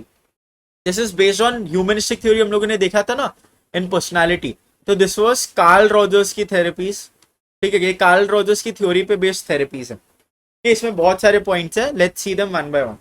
सबसे पहले आता है नॉन डायरेक्टिव काउंसलिंग। इसमें जो काउंसलर रहता है ना, वो जो बेसिकली क्लाइंट आता है उसको डायरेक्ट बताते नहीं कि तुम्हें ये करना है, तुम्हें ये करना है, बट क्लाइंट को गाइड करते हैं या फिर क्लाइंट को अंडरस्टैंड करने में हेल्प करते हैं कि तुम्हें क्या करना चाहिए। ठीक है, तो फॉर एग्जाम्पल एक क्लाइंट आया टू द थेरेपिस्ट एंड वो बता रहा है कि मुझे अपने काम से बहुत डिससैटिस्फैक्शन है, मेरा बॉस मेरे पे पूरे टाइम चिल्लाता रहता। ठीक है, अभी ये वाली चीज सोचो, नॉन डायरेक्टिव काउंसलिंग में क्या होगा, जो थेरेपिस्ट रहेगा वो बोलेगा अच्छा ऐसा है क्या, तो व्हाट डू यू थिंक, तुम्हें क्या करना चाहिए। ओके, तो फिर वो खुद ही जो पेशेंट है उसी को डिसाइड करने में हेल्प करता है। ओके, बेसिकली जो भी डिसीजन लेगा वो क्लाइंट ही लेगा, एंड जो थेरेपिस्ट है वो उसको आगे होके कभी भी बताने नहीं वाला कि तुम्हें क्या करना चाहिए। Okay, the client has to themselves arrive at that conclusion कि उन्हें क्या करना चाहिए। फिर नेक्स्ट आता है unconditional positive regard. We already saw this, क्या होता है ये। ठीक है, unconditional positive regard is basically जो थेरेपिस्ट रहता है वो without any judgement, without any conditions, जो भी पेशेंट आया उसको एक्सेप्ट करता है। ठीक है, तो फॉर एग्जाम्पल एक स्टूडेंट गया थेरेपिस्ट के पास कि मेरे बहुत कम मार्क्स आ रहे हैं, मुझे बहुत अशेम्ड फील हो रहा है कि मैं अपने मम्मी पापा के एक्सपेक्टेशंस वगैरह फुलफिल नहीं कर पा रहा। ठीक है, तो अगर जो थेरेपिस्ट है वो भी उसको ऐसे ही लेके अरे यार इसको तो इतने कम मार्क्स आते हैं, फेल होता रहता है, क्या बेकार बच्चा है, ऐसे सब सोचने लगे तो थोड़ी चलेगा, है ना, क्योंकि the therapist has to be there to help them. तो इसके लिए the therapist has to unconditionally accept whoever comes to them. ठीक है, मैं तुम्हारी हेल्प करूंगा, मैं तुम्हारी हेल्प करूंगी। देन आता है फुली फंक्शनिंग इंडिविजुअल। बेसिकली ये जो पूरा थेरेपी है इसका एंड गोल यही होता है, टू मेक जो भी इंडिविजुअल आया a fully functional individual. Fully functional individual क्या होता है, दे एक्सेप्ट देमसेल्व्स। सबसे पहले मेन बात, जो भी तुम हो, जैसे भी हो, you have to accept yourself. अगर तुम्हें ग्रोथ की अपॉर्चुनिटी दिख रही है तो take it. You have to trust yourself, you have to be open to new experiences, बंधे नहीं रहना in what you already know. ठीक है, एटलीस्ट कुछ कुछ नई चीजें ट्राई करो। ये सब एक कैरेक्टरिस्टिक्स होते हैं of a fully functional individual. Then we have empathetic understanding. जो थेरेपिस्ट रहता है ना, that therapist tries to understand कि क्लाइंट क्या फील कर रहे हैं। ओके, अनलेस वो समझने की कोशिश करेगा कि ये क्लाइंट उसको क्या फील हो रहा है, मे बी वो क्लाइंट समझेगा कि ये इसको इतना समझ में ही नहीं आ रहा है मैं क्या बोलना चाह रहा हूँ। ओके, तो जो बीच का रिलेशनशिप रहेगा विच वी कॉल रैपो। ठीक है, ये सब हम लोग चैप्टर 8 में और डिटेल में देखने वाले। बट बेसिकली जो ये रैपो रहता है, the relationship between the counsellor and the client, ये भी स्ट्रॉन्ग रहना चाहिए। Right, so if the patient thinks, the client thinks कि अरे इसको मेरे बारे में फर्क नहीं पड़ता, या फिर the therapist is unable to understand me, तो वो शायद वापस ना आए। तो it is important to maintain an empathetic understanding. देन आता है एक्टिव लिसनिंग, कि अगर फॉर एग्जाम्पल तुम्हें, ये अगेन सेम चीज में आ जाती है इन रैपो बिल्डिंग, जो भी क्लाइंट बोल रहा है you have to attentively listen. अगर तुम ऐसे ही मतलब सोतले वाले ऐसे कोई पोस्चर में बैठे बैठे सुन रहे हो, हाँ ठीक है आगे बोल, फिर क्या हुआ, अच्छा योर मॉम डाइड, अच्छा फिर how did you feel about it, अच्छा यू फेल्ट सैड, हाँ होता ही है, दैट इज अंडरस्टैंडेबल, तुम्हारे सेशन में सिर्फ 15 मिनट बाकी है, और कुछ बताना है तो बताओ आगे, did your father also die, अच्छा फादर नहीं मरे, अच्छा ठीक है। ऐसा नहीं करना है ना। अगर ऐसे ही तुम सोचो, तुम जा रहे हो, your parent has perished unfortunately, तुम जाके बात करो, तुम्हारे साथ कोई ऐसे बात करेगा।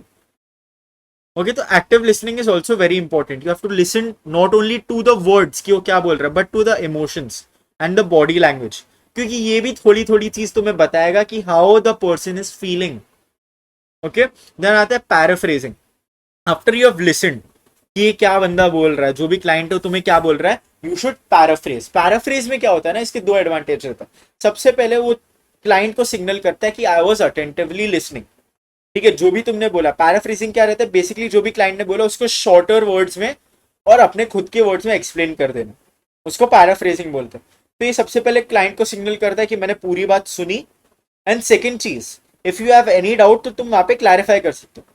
ओके, तो वही वाले स्टूडेंट का एग्जांपल लो, तो वो बता रहा है कि मुझे बहुत ऐसे गिल्टी फील होता है, शेमफुल फील होता है जब मैं अपने मार्क्स पेरेंट्स को दिखाता हूँ। तो पैराफ्रेजिंग में क्या करेगा, जो भी काउंसलर है वो बोलेगा अच्छा I understand how you feel. तो basically when you get low marks, तुम्हें अपने पेरेंट्स को दिखाना अच्छा नहीं लगता मार्क्स। ओके, तो इस चीज में may be the client agrees कि हाँ मुझे अच्छा नहीं लगता, या फिर वो बोल सकते हैं कि नहीं मैं स्टिल दिखाता हूँ, ऐसा कुछ वो बोल सकता है। ठीक है, तो इसी को हम लोग बोलते हैं पैराफ्रेजिंग। देन आता है कंडीशंस ऑफ वर्थ। यहाँ पे जैसे वो स्टूडेंट वाला क्या है, ही फील्स कि मेरे पेरेंट्स मेरे पे एक्सपेक्टेशंस बैठा के बैठे कि मुझे 90% प्लस है। ओके, तो यही होते हैं कंडीशंस, कि unless you fulfil these conditions वो तुम्हें एक्सेप्ट नहीं कर, समथिंग लाइक दैट। ठीक है, you will only be accepted by us अगर तुम अच्छे मार्क्स लेके आओ। इसको बोलते हैं हम लोग conditions of worth. And last वाला इज जेन्युइननेस। तो जो भी काउंसलर है उसको जेन्युइनली, अंदर से, सिर्फ पैसे के लिए नहीं, जेन्युइनली उसको ये रहना चाहिए कि I want to help this child, या फिर I want to help this client. Okay, इतने सारे इनको याद रखने के लिए एक बहुत अच्छा न्यूमोनिक है। न्यूमोनिक है पेस फन जी। ठीक है, पेस फन जी। तो पी किससे लिया है, पैराफ्रेजिंग से। एक्टिव लिसनिंग का ए लिया है, कंडीशंस ऑफ वर्थ का सी लिया है, एम्पैथेटिक अंडरस्टैंडिंग का ए लिया है, फुली फंक्शनिंग पर्सन का एफ, अनकंडीशनल पॉजिटिव रिगार्ड का यू, नॉन डायरेक्टिव काउंसलिंग का एन, एंड जेन्युइननेस का जी। तो यहाँ पे आ गया हमारा pace fun G. So this is one that you can use. ठीक है, एक ऐसा न्यूमोनिक है तो जो तुम यूज कर सकते हो। Then comes behavioural therapies. Behavioural therapies जो बिहेवियरल व्यू मैंने स्टार्टिंग में डिस्कस किया था, उसमें भी looked at classical conditioning, operant conditioning and observational behaviour, मतलब मॉडलिंग। तो उसी के बेसिस पे तुम्हें देखे रखे यहाँ पे अलग अलग थेरेपीज। तो क्लासिकल कंडीशनिंग में क्या रहता है ना, ये एसोसिएशन से बेसिस पे रहता है। ओके, तो फॉर एग्जाम्पल मैं तुम्हें फोबिया के थ्रू समझाता हूँ। ठीक है, तो बचपन में लेट्स से कि, अच्छा नहीं, हम लोग सबसे सिंपल ले लेते जो तुम्हें ज्यादा इजीली समझेगा, आइवन पावलोव। ओके, उसका डॉग वाला एक्सपेरिमेंट याद करो, हम लोगों ने ऑलरेडी पढ़ के रखा है तो तुम्हें और इजीली समझेगा। तो उस टाइम वो क्या कर रहा था, बेल के साथ खाना लेके आ रहा था, तो the dog started salivating even though खाना नहीं लेके आया जा रहा था। नाउ कंसिडर कि जब भी बेल बज रही थी वो डॉग को एक शॉक भी दे रहे थे वो लोग, एक इलेक्ट्रिक शॉक दे रहे थे। ठीक है, तो ऑफकोर्स डॉग को इलेक्ट्रिक शॉक पसंद नहीं है। ओके, तो इवेंचुअली क्या होगा, जब वो डॉग घंटी सुनेगा, ओके, तो वो फिर डॉग घंटी से ही डरने लगेगा कि आई नो कि ये जो घंटी इसके बाद इलेक्ट्रिक शॉक आने वाला है, तो the dog will start to be scared of the bell itself. ठीक है, तो ये क्या हो गया, that is a technically that is a phobia of the bell. ठीक है, या फिर the sound of the bell उसकी फोबिया होगी। ठीक है, तो यहीं पे क्या हो रहा है, बेसिकली एसोसिएशन के थ्रू एक फियर फॉर्म हुआ। अभी इसको हील कैसे करेंगे, अगर फॉर एग्जाम्पल कोई ह्यूमन में कोई फोबिया है जो ऐसे ही डेवलप हुआ है ना, तो हम लोग इसको कैसे हील करेंगे। तो सबसे पहला therapy is flooding. Let's say there is a person जिसको डॉग से डर लगता है, उसको हम लोग यहाँ पे दो थेरेपी से हील कर सकते हैं। फर्स्ट फ्लडिंग आता है, इसमें क्या करेंगे, जो एक फ्रेंडली डॉग लेके आएंगे हम लोग, और फिर वो जो पर्सन है उसको वो डॉग के साथ रूम में छोड़ देंगे कि जाके तुम उसको पेट करो, उसके साथ खेलो वगैरह। तो उसको डर लगता है, बट हम लोग उसको फोर्स करें कि नहीं यार, डॉग्स बहुत फ्रेंडली होते, तू जाके एक बार इंटरेक्ट तो कर। ओके, तो ये क्या हो गया, एक बार डायरेक्ट इंटरेक्शन हो जाएगा, एक बार स्टार्टिंग में बहुत रेजिस्ट करेगा जो भी पेशेंट है, बट इवेंचुअली फिर वो क्या करेगा, मे बी जाके उसके साथ थोड़ा फ्रेंडली होने लगेगा, and the patient will start to realize कि डॉग्स इतने स्कैरी नहीं है, तो फोबिया फिर लेवल कम होता जाएगा। Now the second method is called systematic desensitization. इसकी स्पेलिंग इंपॉर्टेंट है, गलती मत करना। तो as the word suggest, systematically तुम एक पर्सन को डिसेंसिटाइज करो, बेसिकली जो भी फोबिया का ऑब्जेक्ट है धीरे धीरे करके उसको इंट्रोड्यूस करो। Okay, now consider claustrophobia. Claustrophobia क्या रहता है, the fear of being enclosed in spaces. ठीक है, तो जो थोड़े एक्सट्रीम लेवल वाले क्लॉस्ट्रोफोबिक्स रहते हैं स्पेशली, वो लोग किसी लिफ्ट में भी जाके खड़े नहीं हो सकते, क्योंकि क्या है, that is an enclosed space, बंद रहता है ना पूरा लिफ्ट, तो लोग लिफ्ट भी यूज करना प्रेफर नहीं करते। तो बेसिकली अगर ऐसा कोई पर्सन है जो क्लॉस्ट्रोफोबिक है एंड मुझे उसको बेसिकली उसका डर भगाना है, तो मैं क्या करूंगा, if I am using systematic desensitization, सबसे पहले मैं उसको बोलूंगा कि मैं तुझे थोड़े ब्रीदिंग एक्सरसाइजेस सिखाता हूँ ताकि तुम पैनिक करोगे तो तुम काम डाउन हो सको। वो किया, देन मैं बोलूंगा imagine that you are stepping into the lift, door भी बंद नहीं हुआ, सिर्फ इतना इमेजिन करो कि you are standing in the lift, door एकदम खुला हुआ। Okay, then I will say कि इमेजिन करो कि डोर क्लोज हो गया, देन आई विल से कि अच्छा चलो ये इमेजिन कर लिया, let's go to a real lift, and तुम सिर्फ वहां पे खड़े रहो, मैं दरवाजा खोल के रखूंगा, लिफ्ट को कहीं नहीं जाने दूंगा। देन उसके बाद मैं बोलूंगा एक फ्लोर ट्रैवल करके देखो, then 2 floor, then 3 floor, then 10 floor. ठीक है, ये क्या हो गया, मैं सिस्टमैटिकली जो पर्सन है उसका क्लॉस्ट्रोफोबिया कम कर रहा हूं। ठीक है, देन आता है next operand conditioning. Operant conditioning क्या है, this is based on BF Skinner. This is basically when reward and punishment की वजह से हम लोग कोई डिजायरेबल बिहेवियर लेके आ रहे हैं या फिर कोई अनडिजायरेबल बिहेवियर हटा रहे हैं। ओके, तो यहाँ पे तुम अगेन मैं तुम्हें फोबिया का ही एग्जांपल देने वाला हूँ। ओके, तो फोबिया कैसे आ सकता है, थ्रू ऑपरेंट कंडीशनिंग। तुम्हें ऐसा किसी ने बोला था कि डॉग्स बहुत डेंजरस होते हैं क्योंकि वो काट सकते, तुम्हें बचपन में ऐसा बोला, बट तुमने माना नहीं। Now when you went to pet a dog for the first time, वो तुम्हारे पीछे भागने लगा या फिर उसने तुम्हें काट ही लिया, तो फिर क्या हो गया, that is A reinforcement inside your mind. ठीक है, that is A reinforcement inside your mind कि हाँ डॉग्स डेंजरस होते हैं। तो अभी इसी को हम लोग हील कर सकते हैं यूजिंग ऑपरेंट कंडीशनिंग। सबसे पहला method we have is called shaping. Shaping क्या होता है, बेसिकली धीरे धीरे स्मॉल स्टेप्स में तुम्हें रीइंफोर्समेंट्स देना। ओके, तो कंसिडर इसमें सबसे बेस्ट एग्जांपल रहता है ADHD. ADHD I am pretty sure सब लोगों को पता ही होगा। उसमें ये रहता है कि जो भी पर्सन रहता है वो एक जगह स्थिर नहीं बैठ सकता। ओके, वो बहुत रेस्टलेस रहता है, इम्पल्सिविटी ज्यादा रहती है, डिस्ट्रैक्शंस बहुत रहते हैं। ठीक है, बहुत इजीली डिस्ट्रैक्टेड रहता है, तो एक जगह पे बैठ नहीं सकते, उसको कॉन्स्टेंटली मूव अराउंड करना रहता है या फिर फिजेट करना रहता है, ये सब रहता है एडीएचडी में। ठीक है, तो अगर मुझे शेपिंग के थ्रू एडीएचडी हील करना है तो मैं क्या करूंगा, अच्छा जो भी बच्चा है जिसको एडीएचडी है मैं उसको बोलूंगा वहां पे बैठ and sit there still for 10 seconds without doing anything. Then मैं बोलूंगा 20 सेकेंड्स, देन मैं बोलूंगा 30 सेकेंड्स। तो धीरे धीरे इन स्मॉल स्टेप्स और आफ्टर ईच एंड एवरी ये ना 10 सेकंड के बाद, अच्छा तुम 10 सेकंड बैठोगे मैं तुम्हें चॉकलेट दूंगा, ऐसा करके कुछ रहेगा उसमें। क्या हो गया, that is A reward. Okay, और अगर वो 10 सेकंड के अंदर बच्चा हिला तो मैं उसको पनिशमेंट भी दूंगा। ओके, तो इसी को हम लोग शेपिंग बोलते हैं। नेक्स्ट आता है टोकन इकोनॉमी। ये ज्यादातर मेंटल इंस्टीट्यूशन जैसे मेंटल हॉस्पिटल्स, वहां पे ये ज्यादा यूज होता है। ओके, तो अगर फॉर एग्जाम्पल कोई मेंटल हॉस्पिटल में पेशेंट है, वहां पे वो लोग बोलेंगे कि if you are on good behaviour, एक दिन अगर तुम एकदम अच्छे से बिहेवियर में हो, सारे मेडिसिन ले रहे हो, तो यू विल गेट 20 पॉइंट्स। ठीक है, तो वही टोकन तुम्हें मिल रहा है, 20 टोकन। जब तुम्हारे पास 50 टोकन हो जाएंगे ना, तो जो भी तुम्हें मूवी देखनी है हम लोग तुम्हें मूवी देखने देंगे। ऐसा कुछ होता है टोकन इकोनॉमी में। तो तुम अपने टोकन्स पे ट्रेड कर सकते हो फॉर डिफरेंट थिंग्स, जैसे कि फॉर एग्जाम्पल कोई मूवी देखना, कोई सीरीज देखना, कोई बुक पढ़ना, या फिर तुम्हारा कुछ फेवरेट खाना है तो वो खाना। ठीक है, तो इसको बोलते हैं हम लोग token economy. The last kind of behavioural therapy we have is called modelling. This is based on observation learning, Albert Bandura का। ठीक है, बोबोडॉल एक्सपेरिमेंट। तो मॉडलिंग में क्या रहता है ना, जो भी पेशेंट है उसको हम लोग डिजायरेबल बिहेवियर दिखाते हैं और बोलते हैं कि इसको इमिटेट करो। ठीक है, तो इसमें 3 टाइप के मॉडल्स रहते हैं। सबसे पहला आता है लाइव मॉडल। एक बेसिकली लाइव मॉडल रहेगा, तुम्हारे सामने खड़ा रहेगा एंड तुम्हें दिखाएगा कि ऐसा ऐसा करना है। ओके, तो consider let's say avoidant personality disorder, वरना सोशल एंजाइटी ले। ठीक है, somebody who is afraid to go out and talk in public. तो वो क्या करेगा, जो थेरेपिस्ट है वो बोलेगा कि अच्छा चलो मेरे जैसा कॉपी करो मुझे कि how to make small talk. तो hi, how are you, how was your day, the weather is very good, ये सारी चीजें। फिर वो लाइव मॉडल क्या रहेगा, थेरेपिस्ट रहेगा इन दिस केस, तो थेरेपिस्ट ये सब बोलेगा एंड जो पेशेंट है हमारा वो उसको इमिटेट करने का ट्राई करेगा कि वो भी सेम चीजें बोले, सेम एक्सप्रेशंस दे। ठीक है, तो इसको बोलते हैं हम लोग लाइव मॉडल। नेक्स्ट वाला आता है वर्बल मॉडल। इसको तुम इजीली समझ सकते हो, कोचेस, ठीक है, स्पोर्ट्स कोचेस जैसे रहते हैं, वो लोग क्या फील्ड पर जाके खेल के दिखाते हैं ऐसा ऐसा करना है, नहीं। वो लोग सिर्फ बोलते कि यहाँ से यहाँ पे पास करो, ये वाली टैक्टिक लगाओ, ऐसे सब सिर्फ वो लोग बोल बोल के समझाते हैं। एंड जो भी वो लोग चीजें बोल रहे हैं उसको इम्प्लीमेंट करना is the task of the player. तो यहीं पे सेम चीज है, somebody is instructing things to the patient and जो पेशेंट है उसको सेम चीज रिपीट करनी।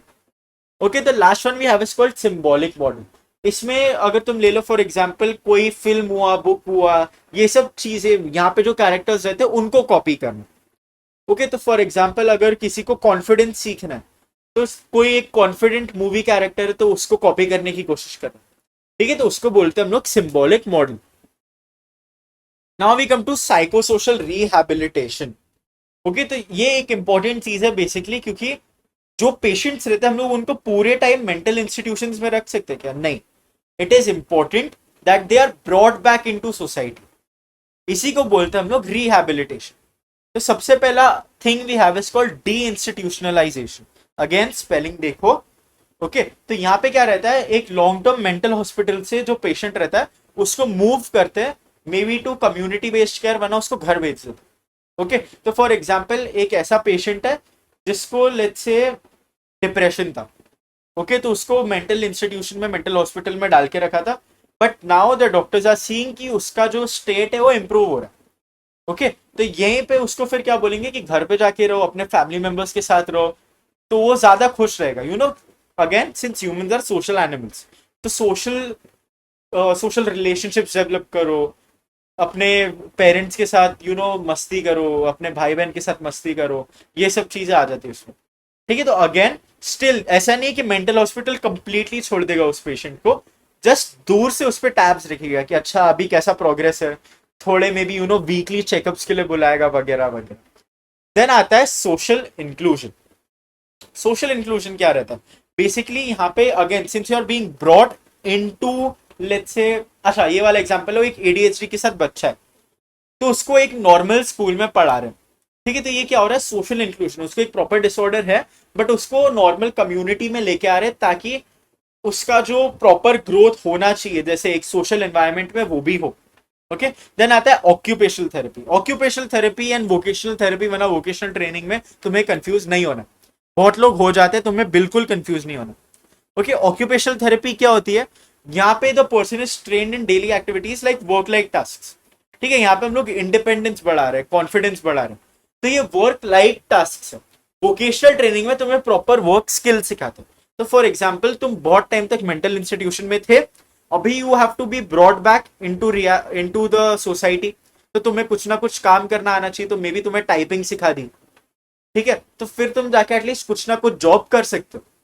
ओके, ऑक्यूपेशनल थेरेपी में कैसा रहेगा, for example there is a person suffering from depression, तो उसको लेट्स से खाना वाना बनाना पसंद है, तो उससे खाना बनवाएंगे, क्या हो रहा है, उससे उसका मूड बूस्ट होगा, राइट, यहाँ पे उसका कॉन्फिडेंस बढ़ेगा, उसका इंडिपेंडेंस बढ़ेगा कि हाँ मैं अभी भी जो पहले चीजें कर पाता था वो मैं कर पा रहा हूँ, क्योंकि डिप्रेशन में यू लूज ऑल होप, तुम खुद को ही इतना ज्यादा डाउट करने लगते, तो building that confidence is very important. Okay, then we have social skills training. Social skills training क्या रहेगा, अगेन फॉर एग्जाम्पल जो थेरेपिस्ट है वो बैठ के बात करे, वो सिखा रहे कि ऐसे बात करना है तुम्हें कोई ग्रुप में जाके, सबसे पहले अपने एक दो दोस्तों के साथ बात करने का ट्राई करो, देन लार्जर ग्रुप्स में बात करो, तो ये सब आता है सोशल स्किल्स ट्रेनिंग में। सिंस तुम देखोगे मेंटल इंस्टीट्यूशंस में वो लोग बहुत देर तक आइसोलेशन में रहते, वरना द पीपल अराउंड देम वो भी कुछ ना कुछ साइकोलॉजिकल डिसऑर्डर्स से गो थ्रू कर रहे रहते, तो उनको अगेन सोशल स्किल्स बनाना, अपने इमोशंस कैसे शेयर करने, दूसरों के इमोशंस कैसे अंडरस्टैंड करने, उसका रिस्पॉन्स कैसे देना है, वो सब सिखाना भी इंपॉर्टेंट हो जाता है। तो last one we have is cognitive retraining. तो अगर ये स्पेशली हो जाता है, फॉर एग्जाम्पल तुम्हारा कोई लेट्स से ब्रेन इंजरी हो गया जैसे, okay you have to learn new things, तुम्हारा मेमोरी अटेंशन ये सब चीजें कुछ नई सिखानी है, तो वहां पे तुम्हें कॉग्निटिव रीट्रेनिंग दी जाती है। तो फॉर एग्जाम्पल तुम्हारा मेमोरी से रिलेटेड कुछ डिसऑर्डर था, तो तुम्हें मेमोरी टास्क देते कि ये वाला मैं तुम्हें 20 नंबर्स दूंगा, तुम्हें 20 नंबर्स याद रखना है, मुझे कल बताना। तो ये सब क्या हो गया, these are all memory task, तो ये कॉग्निटिव रीट्रेनिंग में हेल्प करता है। Then we move on to CBT और कॉग्निटिव बिहेवियरल थेरेपी। इसका मेन जो थ्योरीज है that is based on Aaron Beck, ठीक है, ये एरन बेक ने बनाया था। कॉग्निटिव बिहेवियरल थेरेपी, इसमें दो पार्ट है, कॉग्निशन एंड बिहेवियर, तो ये दोनों के साथ लेके चलता है। तो ये बेसिकली क्या मानता है कि जो हमारा साइकोलॉजिकल डिसऑर्डर्स है that is cause through one cognitive distortions, ठीक है, इंपॉर्टेंट कीवर्ड है, क्या बोलते हैं हम लोग इसको, कॉग्निटिव डिस्टॉर्शंस। तो ये मतलब नेगेटिव थॉट्स जैसे हो गए, मैंने तुम्हें बताया था ना कॉग्निटिव व्यू में कि मैं वर्थलेस हूं, मुझे कुछ नहीं आता, तो these are all called cognitive distortions. And then behaviour भी हमारा कुछ गलत है, ओके, मैल एडेप्टिव बिहेवियर है, जैसे हम लोगों ने बहुत सारे बिहेवियर वाले एग्जांपल्स में देखा, जैसे फोबिया, एडीएचडी वगैरह में। ओके, तो ये सारी चीजें, ये दोनों का जो इंटरक्शन है इससे साइकोलॉजिकल डिसऑर्डर्स आते हैं। तो इसके प्रिंसिपल्स थोड़े देखे रखे मैंने। First is thoughts influence feelings and behaviour. जो कॉग्निटिव डिस्टॉर्शंस का मैंने तुम्हें ऑलरेडी बताया, अगर नेगेटिव थॉट्स है तो हमारे फीलिंग्स को, हमारे बिहेवियर को इन्फ्लुएंस करेगा। नाउ नेक्स्ट थिंग क्या आता है, हमें ये जो नेगेटिव थॉट्स है, नेगेटिव पैटर्न्स ऑफ थिंकिंग है, हमें इनको आइडेंटिफाई करना पड़ेगा, तभी हम लोग इसको ट्रीट कर सकते हैं, ठीक है, तो आइडेंटिफिकेशन इंपॉर्टेंट रहता है। नेक्स्ट चीज आती है कॉग्निटिव रीस्ट्रक्चरिंग। यही बेसिकली क्या होता है, ये जो नेगेटिव थॉट्स है इनको रिप्लेस करना विद गुड थॉट्स, कि अच्छा लेट्स से कि अगर कोई पर्सन है जिसको वो बिलीव करने लगता है कि ही इज वर्थलेस क्योंकि मे बी वो जेई नहीं दे पाया, ओके, जेई उसने फुल ट्राई किया बट वो फेल हो गया, उससे नहीं हुआ, जेई मेंस भी क्लियर नहीं कर पाया फॉर एग्जाम्पल, तो उसके दिमाग में बहुत नेगेटिव थॉट्स आने लगे कि वो कुछ कर ही नहीं सकता जिंदगी में। तो कॉग्निटिव रीस्ट्रक्चरिंग में क्या करेंगे, मे बी दिस वॉज, वो एक इरेशनल थॉट है ना, क्योंकि may be this was not meant for you, तुम्हारा दिमाग ज्यादा आर्ट्स में लगता है, इंग्लिश में लगता है, तो वो करो, that is better suited for you. ऐसा नहीं है कि तुम ये नहीं कर पाए, चलो एक बार जे नहीं दे पाए but you are capable of doing other things, तो इसको बोलते हैं हम लोग कॉग्निटिव रीस्ट्रक्चरिंग। देन एक और चीज आती है बिहेवियरल चेंज। अगर कोई अनहेल्पफुल बिहेवियर है उसको भी चेंज करना इंपॉर्टेंट है, ठीक है, एज वी सो एडीएचडी में जो रेस्टलेसनेस रहती है उसको भी हमें प्रॉपरली हटाना पड़ता है, राइट, जैसे मैंने तुम्हें शेपिंग टोकन इकोनॉमी में दिखाया, ओके, तो वो शेपिंग में क्या कर रहे थे, उसका बिहेवियर धीरे धीरे करके ट्रीट करने की कोशिश कर रहे थे ताकि वो इतना फिजेटी ना हो। देन ये इसका एक इंपॉर्टेंट डिस्टिंक्शन है between this and psycho analysis, है ना। तो साइको एनालिसिस में क्या, पास्ट में, अनकॉन्शियस में बहुत ज्यादा इंपॉर्टेंस दी जाती है, यहाँ पे प्रेजेंट फोकस्ड रहता है कि अभी क्या चल रहा है, जो भी तुम्हारे दिमाग में अभी थॉट्स है, जो तुम्हारे अभी बिहेवियर्स है, हम उनको ठीक करने वाले, ओके। एंड लास्ट चीज आती है कोलैबोरेटिव थेरेपी। तो यहाँ पे जो थेरेपिस्ट रहता है, क्लाइंट रहता है, दोनों मिल के काम करते हैं, okay, we saw this in client centred therapy कि वहां पे नॉन डायरेक्टिव काउंसलिंग था, थेरेपिस्ट सिर्फ थोड़ा थोड़ा गाइड कर रहा है, क्लाइंट को खुद पहुंचना है टिल द डेस्टिनेशन। ओके, यहाँ पे दोनों मिलके काम करें कि we'll both reach the destination together. Now we come to the final therapy, rational emotive therapy या फिर ABCDE model. This was given by Albert Ellis. ठीक है, इसका क्या नाम है, एल्बर्ट एलिस। इसको हम लोग एक एग्जाम्पल के थ्रू समझेंगे तो तुम्हें और अच्छे से समझने में आएगा। ठीक है, तो अभी फॉर एग्जाम्पल तुम किससे रिलेट कर पाओगे, let me think of a good example. अच्छा चलो ये वाला एग्जाम्पल लेते हैं। इसमें सबसे पहले हम लोग देखते हैं ABCD का मीनिंग क्या रहता है, एंड देन इसके साथ एग्जाम्पल समझाता हूँ। ए इज एक्टिवेटिंग इवेंट। बेसिकली ये होती है चीज, एक सिचुएशन, एक स्टिम्युलस जिससे तुम्हारे दिमाग में कोई टाइप का नेगेटिव थॉट इवोक हो रहा है। ओके, तो यहाँ पे हम लोग एग्जाम्पल के लिए ले लेते हैं दैट वो नेगेटिव इवेंट है that you scored low marks in a test. ठीक है, तुम्हें एग्जाम में मार्क्स कम है, वो तुम्हारा एक्टिवेटिंग इवेंट हुआ। नेक्स्ट आता है बी या फिर इर्रेशनल बिलीफ। इसमें क्या हो रहा है, यू हैड दैट इवेंट, तो इससे तुम्हारे दिमाग में इर्रेशनल बिलीफ आ रहा है कि अरे I am incapable of doing anything, मैं एक टेस्ट पास नहीं कर पा रहा। ठीक है, मैं इतना सा टेस्ट भी पास नहीं कर पा रहा, तो फिर क्या फर्क पड़ता है मैं क्या कर रहा हूं जिंदगी में, है ना। तो ये क्या हो गया, that is an irrational belief, है ना। तो अभी ये वाली चीज तुम कंसिडर करो। नेक्स्ट चीज आती है C, emotional consequence. You have that irrational belief कि मैं कुछ नहीं कर सकता जिंदगी में, तो अनहेल्दी इमोशंस आएंगे तुम्हारे दिमाग में कि you feel sad, you feel hopeless, ये सब आ जा रहे हो। अब आता है काम थेरेपिस्ट का। ठीक है, थेरेपिस्ट करेगा जो इर्रेशनल बिलीफ है तुम्हारा उसको डिस्प्यूट करेगा कि तुम गलत बोल रहे हो, उसको मैं चैलेंज करूंगा, तुम्हें अगर ये एक्चुअल बिलीफ है तो मुझे प्रूव करके दिखाओ। तो इसको 3 वे में वो डिस्प्यूट करता है। The first one we have is logical approach. ठीक है, तो मे बी जो थेरेपिस्ट है वो उसको बोल सकता है कि एक टेस्ट स्कोर में कम स्कोर करने से ऐसा कैसे हो जाता है that you are incapable of doing anything in your life, इसमें कुछ लॉजिक बनता है क्या, नहीं बनता है, तो तुम गलत बोल रहे हो। ये हो गया लॉजिकल अप्रोच। देन आता है एम्पेरिकल अप्रोच। एम्पेरिकल अप्रोच में कैसा रहेगा कि अच्छा चलो तुम्हें ये टेस्ट में कम मार्क्स आए, क्या तुम मुझे एविडेंस के साथ बता सकते हो कि तुम जिंदगी में और कुछ नहीं कर सकते। ऑफ कोर्स उसके पास जो भी क्लाइंट है उसके पास कुछ एविडेंस नहीं रहेगा, है ना, तो वो भी एक चीज होगी कि ऐसा, हाँ मेरे पास ऐसा कुछ एविडेंस तो नहीं है, तो सिर्फ एक ही चीज है, मैं अगले टेस्ट में शायद पढ़ के जाऊँ तो कुछ बेटर मार्क्स आ सकते हैं मुझे, वो ऐसा सोचने लगेगा। देन आता है प्रैग्मेटिक अप्रोच। प्रैग्मेटिक मतलब प्रैक्टिकल अप्रोच। अच्छा चलो तुम ये मानते भी हो, ओके मुझे प्रूफ मत, तुम मुझे सिर्फ इतना बोलो क्या ये मानने से तुम्हें कुछ फायदा हो रहा है, तुम मान रहे हो कि तुम सबसे वर्थलेस इंसान हो दुनिया के, क्या इससे तुम्हें कुछ फायदा हो रहा है, नहीं ना, तो क्यों मान रहे हो इसे, तुम्हें सिर्फ हर्ट हो रहा है ना इससे, तो इसको मानना छोड़ दो। That is called the pragmatic approach. अब जब डिस्प्यूट करेगा ना थेरेपिस्ट, इसके बाद we come to the outcome which is the expected new behaviour. तो जब वो बिलीफ को काउंटर करेगा तो जो क्लाइंट रहेगा ना वो ये स्टार्ट करेगा बिलीव करना, हाँ मैं गलत सोच रहा था, तो सिंस उसका वो वाला इरेशनल बिलीफ चला जाएगा तो जो उसके नेगेटिव इमोशंस थे, अनहेल्दी इमोशंस थे, वो भी चले जाएंगे। तो बेसिकली जो एक्सपेक्टेड न्यू बिहेवियर रहेगा वो क्या रहेगा कि हाँ ठीक है, मतलब लो मार्क्स स्कोर करो इट डजेंट मीन कि मैं यूजलेस हूं, फिर वो ऐसा फील करने लगे।